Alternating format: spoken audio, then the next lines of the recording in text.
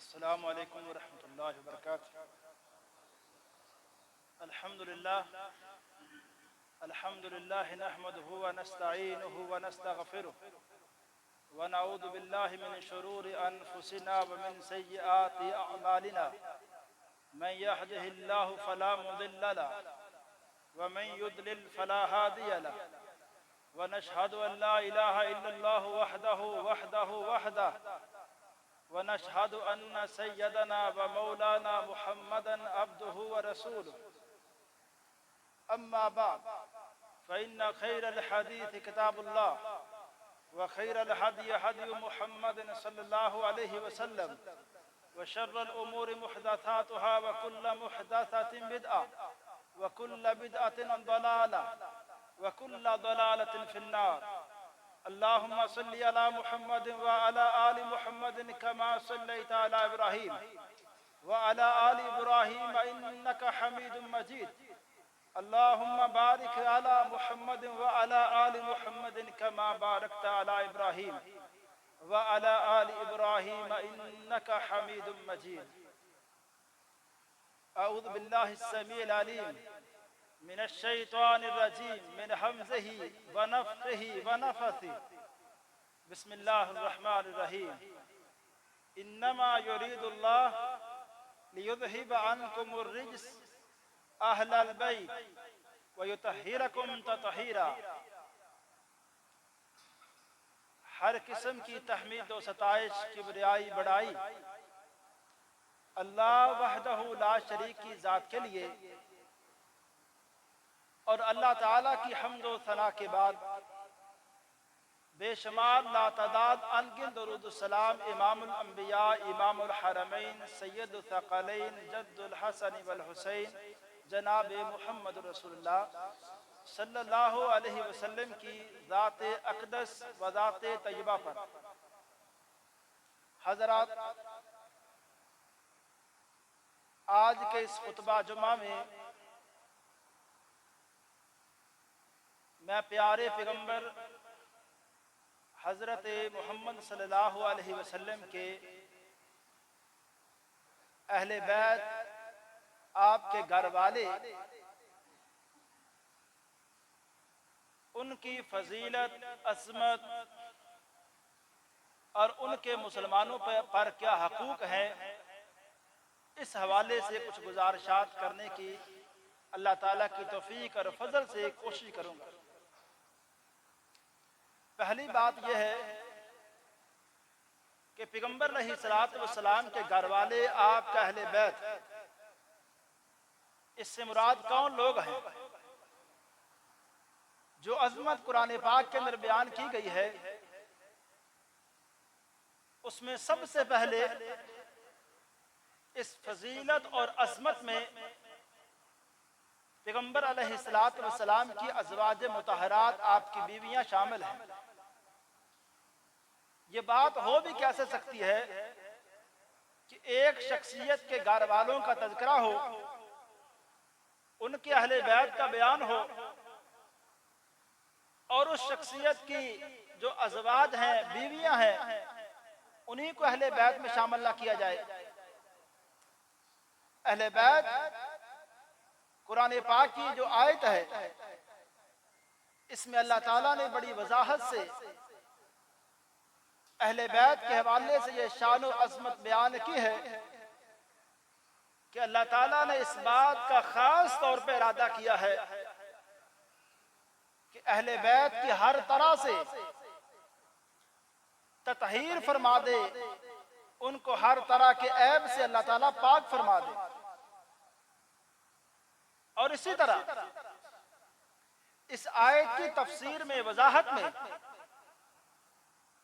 صحابہ کرام میں سب سے بڑے مفسر حضرت عبداللہ ابن عباس رضی اللہ تعالی عنہما، وہ اس آیت کے تفسیر میں فرماتے ہیں: نزلت فی نساء النبی صلی اللہ علیہ وسلم خاصتا، کہ یہ آیت خاص طور پہ اللہ کے رسول علیہ السلام کی ازواج مطہرات کے بارے میں نازل ہوئی ہے. لیکن اس بات کو بھی اچھی طرح یاد کیجیے کہ اللہ کے رسول علیہ الصلوۃ والسلام کے اہل بیت میں سیدنا علی کا پورا گھرانہ شامل ہے. اس میں سیدنا علی رضی اللہ تعالیٰ عنہ کا یہ جو گھرانہ ہے، اس گھرانے کو جہاں اور بڑی عظمتیں حاصل ہیں، آپ ذرا نوٹ کیجئے. سیدنا علی ہے، عشرہ مبشرہ میں ان کا نام آتا ہے، بلکہ اس سے بڑھ کے جو خلفائے راشدین ہیں ان میں چوتھے نمبر پہ ان کا ایک مقام و مرتبہ آتا ہے. اور پھر اس سے بڑھ کے رسول کریم صلی اللہ علیہ وسلم کی ایسے جانسار صحابی ہیں کہ پیغمبر کو دل کے بہت زیادہ قریب تھے علی. آپ نے بڑے موقعوں پر سیدنا علی سے اپنی محبت کا، شفقت کا، الفت کا اظہار کیا ہے. پھر علی کا یہ جو گھرانہ، اس گھرانے کو عظمتیں صرف علی اکیلے کی وجہ سے نہیں ہے. آپ ان کی زوجہ محترمہ کو دیکھیں، سیدہ فاطمہ پیغمبر علیہ الصلوۃ والسلام کی صاحبزادی ہیں، اور صاحبزادی ہونے کے ساتھ ساتھ کیا عظمت ہے کہ جنتی عورتوں کی سردار ہیں. اور پھر اس سے بڑھ کے اس گھرانے کی عظمتیں صرف والدین کی وجہ سے بھی نہیں ہیں.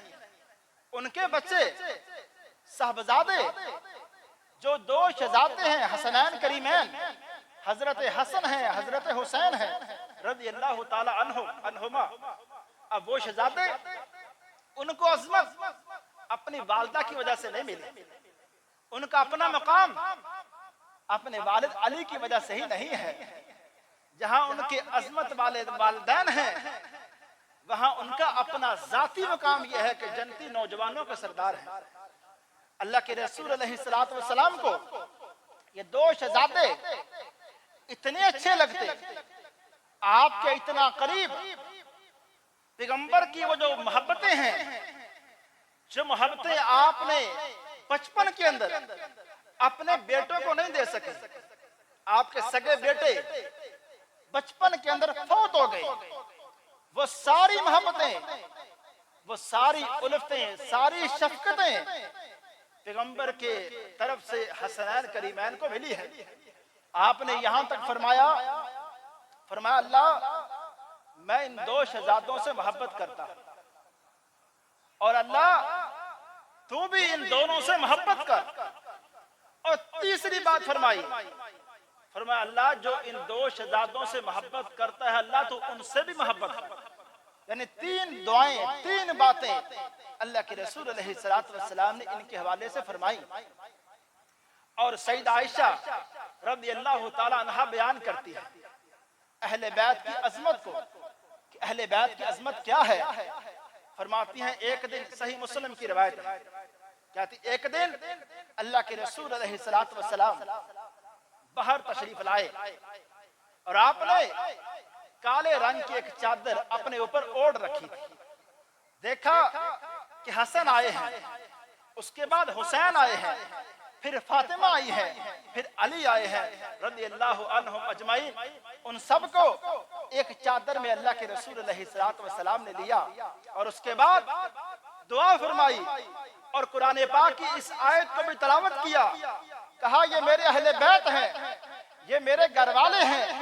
انہی گھر والوں کے حوالے سے میرے رب نے قرآن کے اندر فرمایا ہے انما یرید اللہ لیذھب عنکم الرجس، کہ اہل بیت سے اللہ تعالیٰ نے ہر طرح کے عیب کو، ہر طرح کی باطنی نفاق کو اور ظاہری عیب کو اللہ تعالیٰ نے ہر طرح سے اہل بیت کو پاک کر دیا ہے.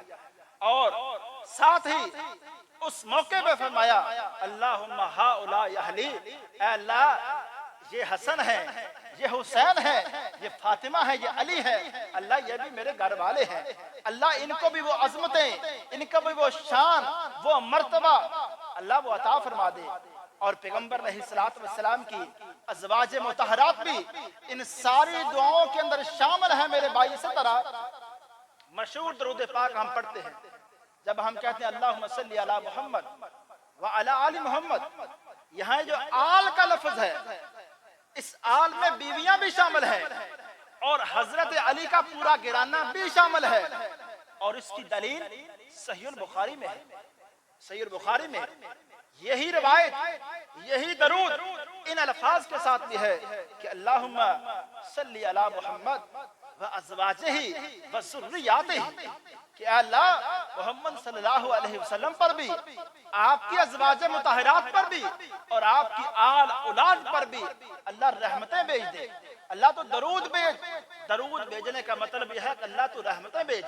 اللہ کے رسول علیہ السلام کا یہ جو گرانہ ہے، یہ جو اہل بیت ہیں، اللہ تعالیٰ کو اتنے محبوب اور پیغمبر علیہ السلام کو اتنے محبوب کہ امام طبرانی رحمہ اللہ کی کتاب ہے المعجم الاوسط، اس کے اندر یہ حدیث ہے۔ ایک دن آپ نے ان کے لیے دعا فرمائی، آپ فرماتے ہیں اے اللہ اللہم ارض عنہم کما انا عنہم راض، اے اللہ یہ میرے اہل بیت سے اللہ جس طرح میں راضی ہوں، جس طرح میں خوش ہوں، اللہ تو بھی میرے اہل بیت سے راضی ہو جا۔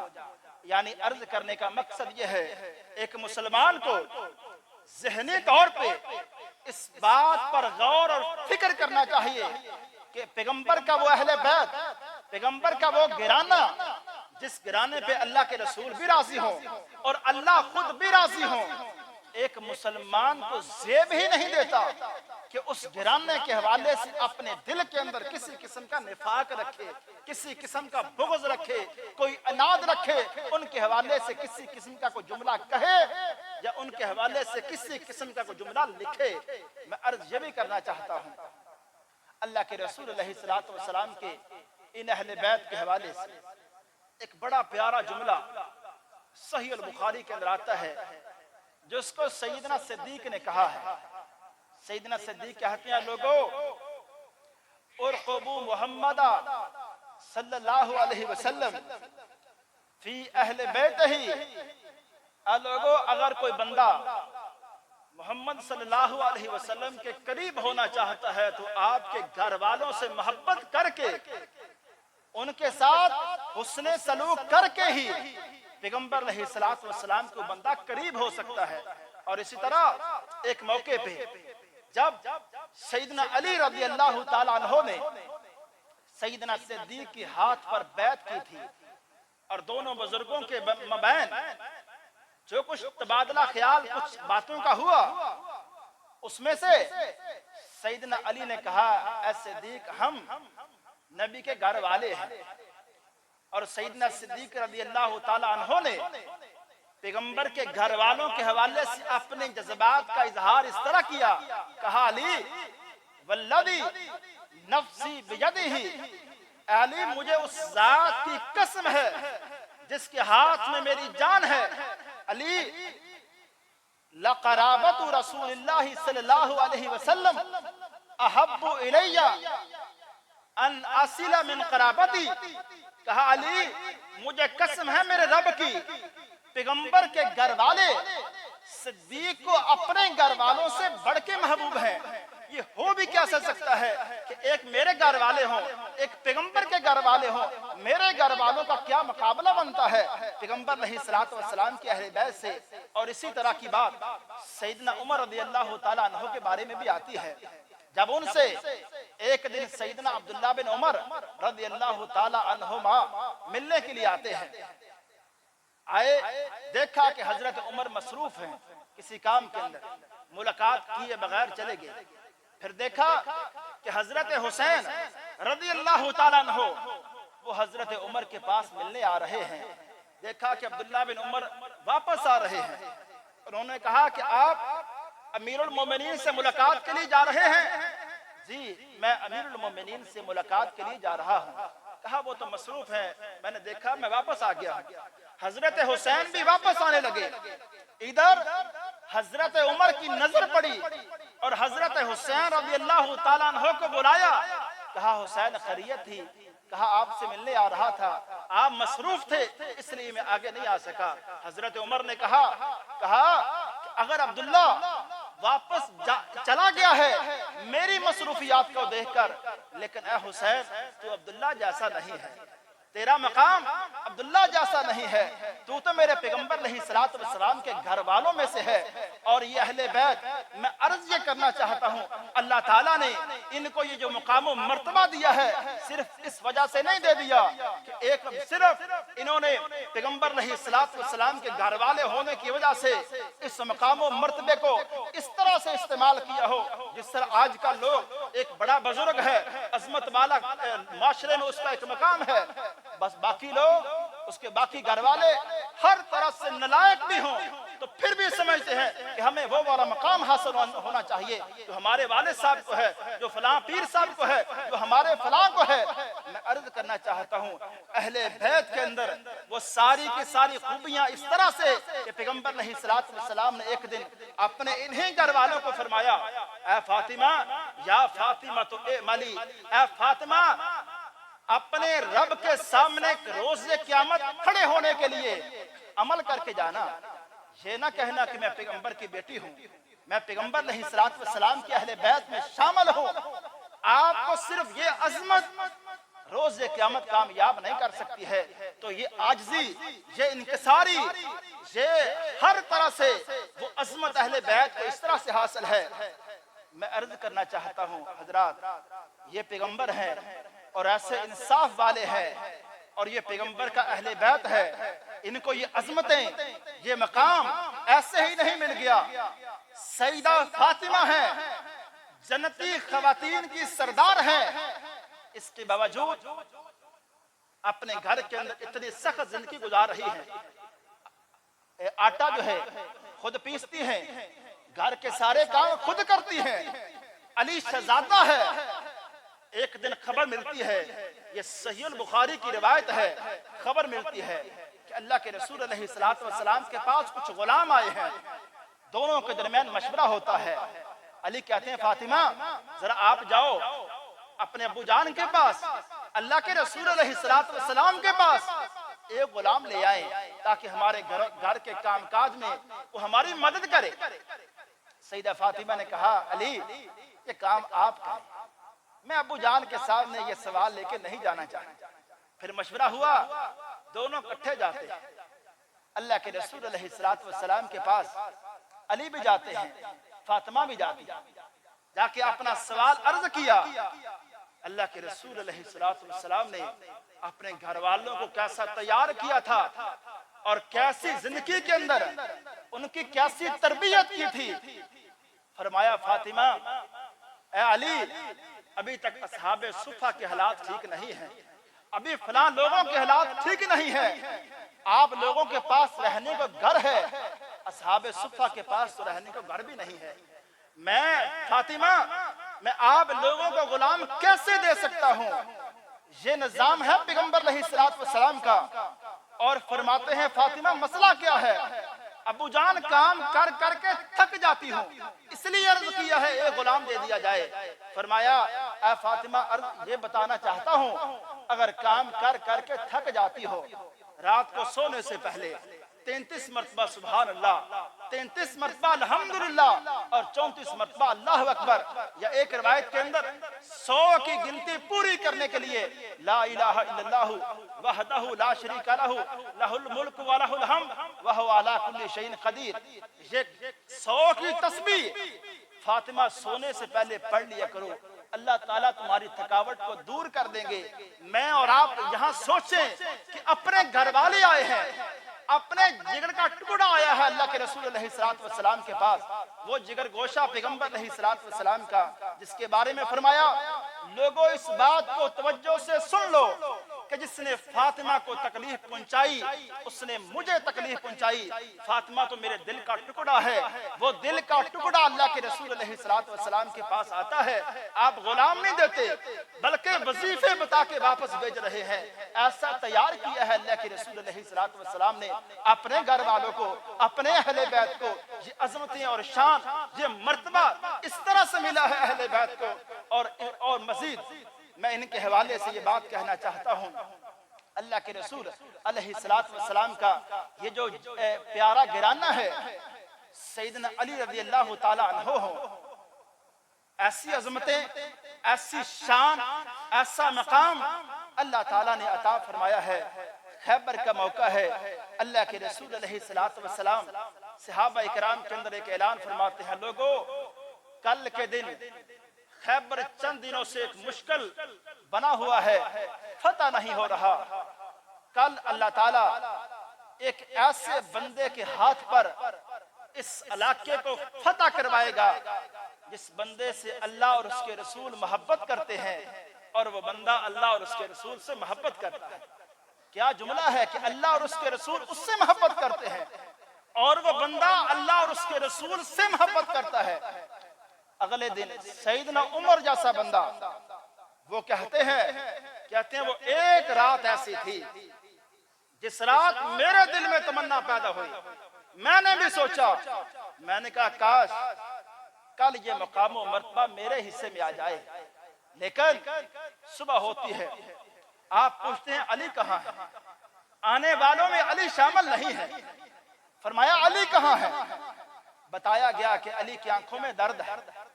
فرمایا علی کو بلایا جائے، لایا گیا، آپ نے اپنا لعاب مبارک علی کی آنکھوں میں ڈالا ہے، اور ہر طرح کی بیماری علی رضی اللہ تعالیٰ کی آنکھوں سے ختم ہو گئی ہے، تندرست ہو گئے ہیں۔ اللہ تعالیٰ نے علی کے ہاتھوں پہ خیبر جیسے بڑے قلعے کو فتح کروایا ہے۔ لیکن میں عرض یہ کرنا چاہتا ہوں کہ جس طرح سیدنا علی رضی اللہ تعالیٰ عنہ کو اللہ تعالیٰ نے ایک ایسا مقام دیا، لیکن ان کی ہاں عاجزی کا عالم کیا ہے، ان کی ہاں انکساری کا عالم کیا ہے۔ ایک آنے والا کہتا ہے، بلکہ پوچھنے والا ان کا اپنا بیٹا ہے، کہتے ہیں اللہ کے رسول علیہ الصلوۃ والسلام کے اصحاب میں سے ابو جان سب سے عظمت والا کون ہے؟ کہا ابو بکر، کہا ان کے بعد، کہا عمر، اور پوچھنے والا بیٹا محمد بن حنفیہ ہے، کہا ان کے بعد، کہا عثمان، لیکن عثمان کا نام لینے سے پہلے بیٹے نے کہا کہ ابو جان ان کے بعد، عثمان عمر کا نام لینے سے پہلے کہا عمر کے بعد تو ابو جان آپ کا نمبر ہے، لیکن عاجزی کا عالم یہ ہے، کہا بیٹا میں تو مسلمانوں میں سے ایک عام آدمی ہوں، مجھے اس فہرست میں آپ کہاں لا رہے ہو؟ عرض کرنے کا مقصد یہ ہے، یہ ہوتی ہے تربیت اللہ کے رسول علیہ الصلوۃ والسلام کے ہاں، یہ اہل بیت کی تربیت ہے، اور اس مقام کو انہوں نے کبھی بھی ناجائز استعمال نہیں کیا ہے۔ ایک مثال دیتا ہوں تربیت کیسے ہوتی ہے۔ عبداللہ بن عباس اہل بیت میں شامل ہیں۔ ایک دن حضرت ابو ایوب انصاری رضی اللہ تعالیٰ عنہ ان کے پاس آتے ہیں، کوئی مسائل پوچھے، ابو ایوب انصاری نے سے عبداللہ بن عباس نے، اور جب ساری مجلس علم کی مجلس ختم ہوئی، سواری کے اوپر ابو ایوب انصاری بیٹھے، عبداللہ بن عباس سواری کی لگام تھامے چلنے لگے، الوداع کرنے لگے۔ ابو ایوب کو شرم آئی، کہنے لگے اے عبداللہ آپ تو میرے نبی کے گھر والے ہو، آپ میری سواری کی لگام نہ تھامیں، یہ کام آپ نہ کریں۔ لیکن کیا تربیت ہے پیغمبر علیہ الصلوۃ والسلام کے گھرانے کی۔ کہا ابو ایوب ہمیں اپنے بڑوں کے حوالے سے اور اپنے علماء کے حوالے سے یہی ادب سکھایا گیا ہے، یہی تربیت ہمیں بتائی گئی ہے کہ اپنے بڑوں کا ایسے ادب کرنا ہے، اپنے بڑوں کا ایسے احترام کرنا ہے۔ اور میں یہ عرض کرنا چاہتا ہوں پیغمبر علیہ الصلوۃ والسلام کے یہ شہزادے جو حسنین کریمین ہیں، اللہ تعالیٰ نے ان کو ایسی عظمتوں سے، ایسے مقام سے نوازا ہے کہ پیغمبر علیہ الصلوۃ والسلام خطبہ جمعہ ارشاد فرما رہے ہیں، اور دیکھا حسنین کریمین سرخ رنگ کے کپڑے پہنے دونوں بچے مسجد کے اندر آئے، اور کبھی ایک دوسرے کو گرا رہے ہیں، کبھی ایک دوسرے کو، کبھی دوسرا پہلے کو گرا رہے ہیں۔ پیغمبر علیہ الصلوۃ والسلام کے دل میں ان بچوں کے حوالے سے ایسی محبت ہے اور ایسی شفقت ہے، اور وہ بچے اتنے قریب ہیں پیغمبر کے، آپ نے ممبر چھوڑا ہے، ممبر سے نیچے اترے، ان بچوں کے پاس گئے، پھر ان بچوں کو ممبر کے اوپر لائے، ایک کو دائیں جانب ایک کو بائیں جانب کھڑا کر کے، پھر اللہ کے رسول علیہ الصلوۃ والسلام نے کہا اے لوگو میرے رب نے بڑا ٹھیک فرمایا ہے قرآن پاک کے اندر، یہ اولاد، یہ مال، یہ بھی انسان کے لیے ایک امتحان ہے، یہ بھی آزمائش ہے۔ دیکھو میں خطبہ دے رہا تھا، اپنے بچوں کو میں نے گرتے دیکھا، مجھ سے رہا نہیں گیا، میں وہاں جا کے ان کو اٹھا کے یہاں لے کے آ گیا ہوں۔ میں عرض کرنا چاہتا ہوں میرے بھائی، اللہ کے رسول علیہ السلام کے یہ پیارے شہزادے، یہ اہل بیت ہر طرح سے ایسا محبوب گرانہ اللہ کے رسول علیہ السلام کا، اور صحابہ اکرام نے بھی ہر طرح سے ان کے ساتھ ایسی محبت کی ہے کہ حضرت صدیق اکبر رضی اللہ تعالیٰ عنہ ایک دن باہر نکلے اور حضرت حسن بن علی رضی اللہ تعالیٰ عنہ ان کو حضرت صدیق نے اپنے کندھوں پہ اٹھایا ہے اور حضرت علی ساتھ چل رہے ہیں۔ حضرت صدیق حسن کے چہرے کو دیکھا، کہا علی ھذا شبیہ بالنبی، کہا علی یہ آپ جیسا نہیں ہے، یہ حسن تو اللہ کے رسول کے اوپر گیا ہے، یہ میرے پیغمبر علیہ السلام کے سورج جیسی ان کی صورت ہے، علی آپ جیسا نہیں ہے۔ یضحک علی، حدیث میں آتا ہے کہ علی یہ جملہ سن کے بڑا مسکرائے، بڑا خوش ہوئے کہ کیا تبصرہ کیا ہے صدیق اکبر نے حضرت حسن کے حوالے سے۔ میں آخری باتیں یہ عرض کرنا چاہتا ہوں اور اپنے خطبے کو امام ابراہیم بن نخی رحمہ اللہ کی اس بات پہ اپنی بات ختم کرتا ہوں۔ وہ کہتے ہیں لوگوں، لو کنت فی من قاتل الحسین بن علی رضی اللہ عنہما، کہتے ہیں لوگوں اگر میں ان لوگوں میں شامل ہو جاتا جن لوگوں نے حسین کو قتل کیا ہے، شہید کیا ہے، اور اس کے بعد ثم غفر علی، مجھے اللہ تعالیٰ کی طرف سے معافی مل جاتی، اور ثم ادخلت الجنہ، میں جنت کے اندر بھی داخل ہو جاتا، لیکن پھر کہتے ہیں استحییت ان امر علی النبی صلی اللہ علیہ وسلم فینظر فی وجہی، کہتے ہیں اگر حسین کے قاتلین میں میں شامل ہوتا، میں جنت کے اندر بھی چلا جاتا، پھر بھی اپنے پیغمبر کے سامنے آنے سے شرم کھاتا کہ پیغمبر کے سامنا میں کس منہ سے کرتا کہ میں وہ ظالم بندہ ہوں جس نے آپ کے شہزادے کو قتل کیا ہے۔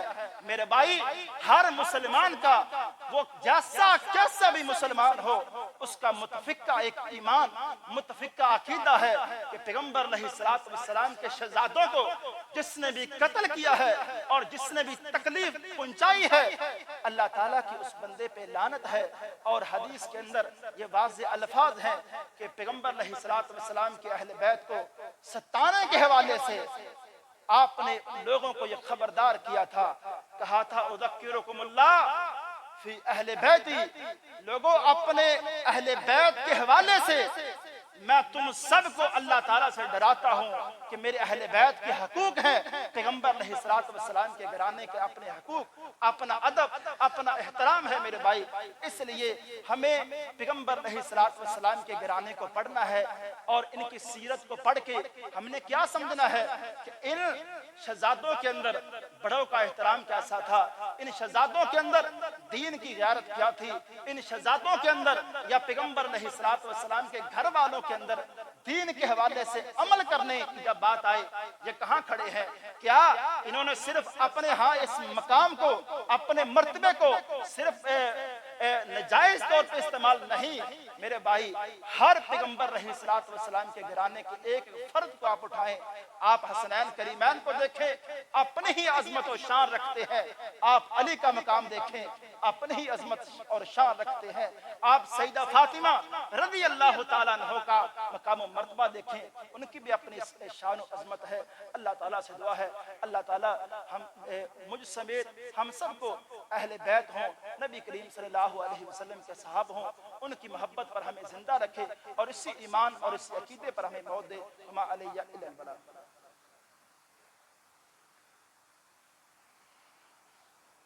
الحمدللہ نحمده ونصلي على رسوله الكريم، أما بعد فإن خير الحديث كتاب الله وخير الهدي هدي محمد صلى الله عليه وسلم وشر الأمور محدثاتها وكل محدثة بدعة وكل بدعة ضلالة وكل ضلالة في النار۔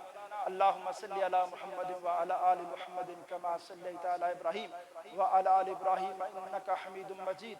اللهم بارك على محمد وعلى آل محمد كما باركت على إبراهيم وعلى آل إبراهيم إنك حميد مجيد.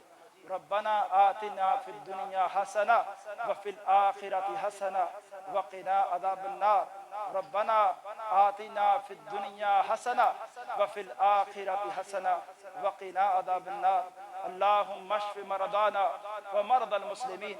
اللهم اشف مرضانا ومرضى المسلمين. اللهم أجرنا من النار.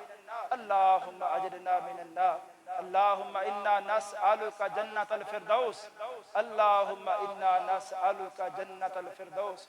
سبحان ربك رب العزة عما يصفون وسلام على المرسلين والحمد لله رب العالمين.